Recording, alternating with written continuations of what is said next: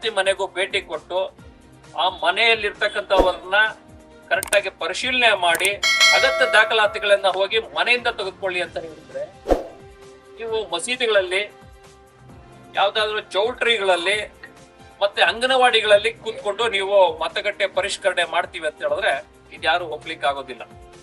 ಬಾಂಗ್ಲಾದೇಶದಿಂದ ಬಂದಿರತಕ್ಕಂಥವ್ರನ್ನ ನೀವು ಒಂದು ಕಡೆ ಹುದ್ದೆ ಹಾಕೊಂಡು ಅವ್ರಿಗೆ ಮನೆಗಳಿಲ್ಲ, ಏನು ಇಲ್ಲ, ಬೇರೆ ಎಲ್ಲೋ ಕೆಲಸಕ್ಕೆ ಬಂದಿರತಕ್ಕಂಥವ್ರನ್ನ ಕರ್ಕೊಂಡ್ಬಂದು ನೀವು ಫೇಕ್ ಡಾಕ್ಯುಮೆಂಟೇಶನ್ ನ ಕ್ರಿಯೇಟ್ ಮಾಡ್ಬಿಟ್ಟು ನೀವು ಮತ ಪಟ್ಟಿಯಲ್ಲಿ ಸೇರಿಸ್ತೀರಿ ಅಂತ ಹೇಳಿದ್ರೆ ಈ ಕಾಂಗ್ರೆಸ್ನ ಉದ್ದೇಶ ಏನಿರ್ಬೋದು?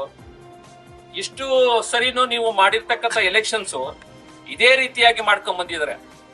ಆದ್ರೆ ಈ ಒಂದು 22 ವರ್ಷ ಆದ್ಮೇಲೆ ಬಂದಿರತಕ್ಕಂತ ಮತಪಟ್ಟಿ ಪರಿಷ್ಕರಣೆ ಏನಿದೆ, ಇದರಲ್ಲಿ ಚುನಾವಣೆ ಆಯೋಗವು ತುಂಬಾ ಕಟ್ಟುನಿಟ್ಟಿನ ಒಂದು ಯೋಜನೆಗಳನ್ನು ಹಾಕೊಂಡಿರೋದ್ರಿಂದ ಯಾವುದೇ ಕಾರಣಕ್ಕೂ ಅನರ್ಹರು ಹೊರಗಡೆಯಿಂದ ಬಂದಿರತಕ್ಕಂಥವರಿಗೆ ಇಲ್ಲಿ ಮತಪಟ್ಟಿಯಲ್ಲಿ ಸೇರ್ಪಡೆಗೆ ಅವಕಾಶವೇ ಇಲ್ಲ.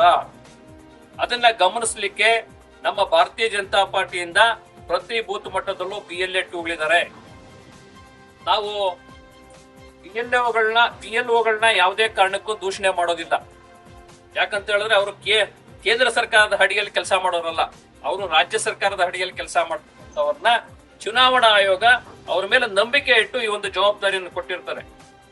ನೀವು ರೂಲಿಂಗ್ ಪಾರ್ಟಿ ಇದೆ ಅಂತ ಹೇಳ್ಬಿಟ್ಟು ನೀವು PLOಗಳನ್ನ ಕಂಟ್ರೋಲ್ ತಗೊಂಡು ಅವ್ರ ಮೇಲೆ ಒತ್ತಡವನ್ನ ಹಾಕಿ ನೀವೇನಾದ್ರೂ ಅನರ್ಹರನ್ನ ಪಟ್ಟಿಗೆ ಸೇರಿಸ್ತಕ್ಕಂಥ ಕೆಲಸವನ್ನ ಮಾಡಿದ್ರೆ ಭಾರತೀಯ ಜನತಾ ಪಾರ್ಟಿ ಯಾವುದೇ ಕಾರಣಕ್ಕೂ ಬಿಡೋದಿಲ್ಲ. ವಿಶೇಷ